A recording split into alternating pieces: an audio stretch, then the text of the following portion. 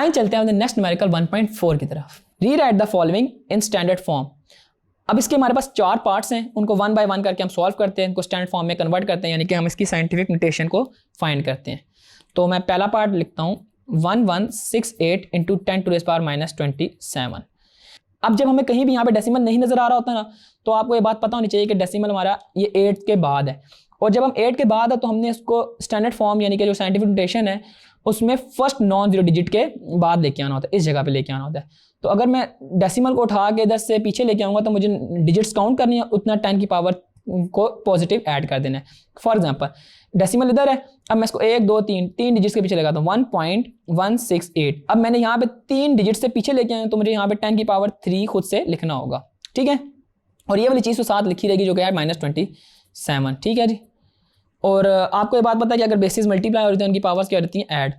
तो ये हो जाएगा 1.168 इंटू 10⁻³ -27। तो 3 - 27 किसके इक्वल होता है हमारे पास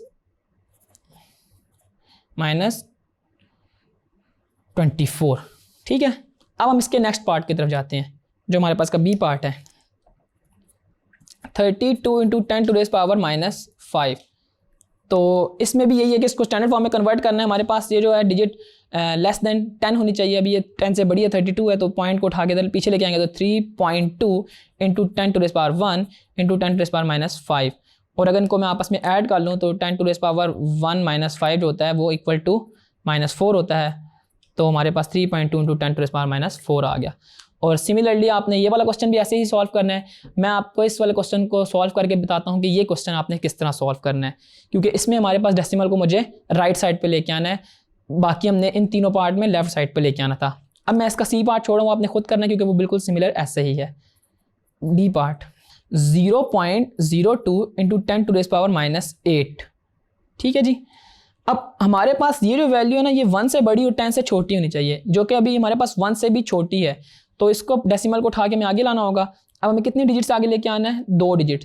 तो ये आ जाएगा 2 पॉइंट आगे 0 लिख दें इंटू 10⁻। तो हमारे पास कितनी वैल्यूज थी, 1 2, तो हमें इसके अंदर -2 लिखना होगा। जब हम राइट पे लेके आते हैं तो -2 लिखते हैं, और जब हम लेफ्ट पे लेके जा रहे थे तो हम इसको प्लस में लिखते हैं, और उसके बाद आगे 10⁻⁻8, ठीक है। अब इनकी पावर्स को हम क्या कर लेंगे, आपस में ऐड कर लेंगे। तो 2 इंटू 10⁻⁻2 प्लस -8, और प्लस माइनस आपको पता है माइनस होता है, तो 2 इंटू 10⁻⁻2 और -8।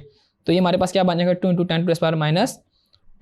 तो यूँ आपने देखा कि कैसे हम लोगों ने स्टैंडर्ड फॉर्म में अपने नंबर्स को कन्वर्ट किया। स्टैंडर्ड फॉर्म में वही हमने a इंटू 10⁻n कुछ भी हो, हमें उससे कोई फर्क नहीं पड़ता वो पॉजिटिव है नेगेटिव है, लेकिन जो a है ना उसमें आपने एक चीज़ प्रॉपर फॉलो करनी है कि जो नंबर है वो 1 से बड़ा और 10 से छोटा होना चाहिए।